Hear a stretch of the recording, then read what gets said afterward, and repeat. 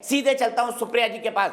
सुप्रिया जी, संसद में सरकार कह चुकी है कि ऐसा कुछ नहीं हो रहा है, ये महज सहयोग नहीं है कि संसद सत्र के एक दिन पहले ये रिपोर्ट सामने आई है। आज राहुल गांधी जी ने दावा किया है कि उनके फोन भी टैप हो रहे हैं, तो ये तो उनके निजता के अधिकार का उल्लंघन है। आप इस मामले को लेकर कोर्ट भी जा सकती हैं, आप इस पर एफआईआर भी दर्ज करा सकती हैं। बीजेपी का चैलेंज है आपको कि आप एफआईआर दर्ज कराएं। क्या राहुल गांधी ऐसा कराएंगे? आपने 3-4 सवाल पूछे हैं और मैं क्रमबद्ध तरीके से उसका एक एक करके उत्तर देती हूं। सबसे पहले तो ये जो एक बेकार की बात कही जा रही है संसद के सत्र से पहले, ये 45 देशों में 17 न्यूज इन्वेस्टिगेटिव एजेंसीज ने एक बहुत बड़ा प्रोब किया है। भारत एक अकेला देश नहीं है। हाँ, ये अलग बात है कि जासूसी के मामले में मोदी जी ने हमें रवांडा और अजरबैजान और कजाकिस्तान के साथ लाकर खड़ा कर दिया है, तो ये भारत अकेले के खिलाफ नहीं है। 37 फोन की यहां पर फोरेंसिक हुई थी, 10 उसमें से भारत के थे और पेगासस सॉफ्टवेयर उसमें पाया गया है। तो जो सूची आई है उसमें भारत के तमाम नाम आए हैं। पहली चीज, ये भारत के खिलाफ साजिश नहीं थी, काफी जगहों से आया। दूसरी चीज, इसमें सिर्फ राहुल गांधी जी की जासूसी नहीं हो रही थी, इसमें चुने हुए मुख्यमंत्रियों की, चुने हुए उप मुख्यमंत्री की, इसमें अपने ही सांसद, अपने ही मंत्रियों की, कॉन्स्टिट्यूशनल फिगर्स, इलेक्शन कमिश्नर की, सीबीआई डायरेक्टर की, और तो और एक महिला जिसने यौन शोषण का आरोप लगाया था चीफ जस्टिस ऑफ इंडिया के खिलाफ, उसके 11 नंबरों की।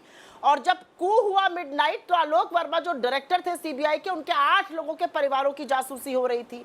तो मैं सबसे पहले तो ये जानना चाहती हूं, और ये मेरी तीसरी बात है, पेगासस सरकार से सरकार को बेचा जा सकता है, मिलिट्री भी नहीं खरीद सकती है, ये गवर्नमेंट टू गवर्नमेंट होता है। अब एक और बड़ा ही विवादास्पद आंकड़ा सामने आया है। 33 करोड़ रुपए बजट होता था नेशनल सिक्योरिटी काउंसिल सेक्रेटेरिएट का 2016 तक। ये 33 करोड़ बढ़कर 333 करोड़ हो गया 2017 में, जिस दौरान ये जासूसी हुई। और ये कोई बता नहीं पाया कि ये क्यों बढ़ा साइबर सिक्योरिटी में, क्योंकि उसी दौरान पेगासस खरीदा गया था। हमारा सिर्फ ये कहना है कि सरकार एक सवाल का उत्तर दे दे, और मैं 20 सेकंड में अपनी बात खत्म कर रही हूं। सरकार ये बताए, आपने पेगासस खरीदा, इस्तेमाल किया कि नहीं किया, उस पर सरकार गोल मोल बात करेगी। ये तो हाँ या ना का जवाब होना चाहिए, किया कि नहीं किया। और अंतिम बात मैं ये कहना चाहती हूं, जो चुनी हुई सरकार होती है, आपके ऊपर इतने गहरे आक्षेप लगे हैं, आपका दामन मैला है, आक्षेपों से भरा है, नैतिकता बेच खाई है क्या कि जब आरोप आप पर लग रहे हैं तो विपक्ष चला जाए एफआईआर कराने, विपक्ष चला जाए कोर्ट। तो आप क्या झुंझुना बजाने के लिए आए थे सरकार में?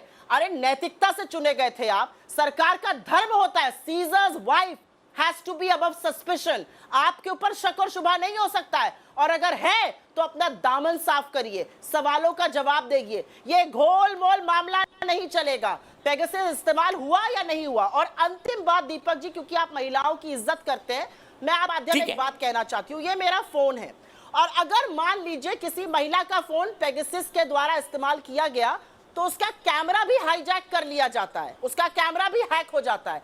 अब आप सोचिए कि जो आपकी साथी पत्रकार महिलाओं का कैमरे पर पेगासस पाया गया, कैमरा घर में होता है, कहीं पर भी हो सकता है, ये कितना बड़ा गंभीर मामला है ऑफिशियल सीक्रेट्स एक्ट के उल्लंघन का, आईटी एक्ट के उल्लंघन का। ये देशद्रोह का मामला है, ये नेशनल सिक्योरिटी के साथ खिलवाड़ है, ये एक औरत की भद्रता के साथ छेड़छाड़ तक का मामला बनता है। ये बहुत गहन आरोप है, और सरकार अपना मुंह छुपाकर कह रही है हम कोर्ट चले जाएं।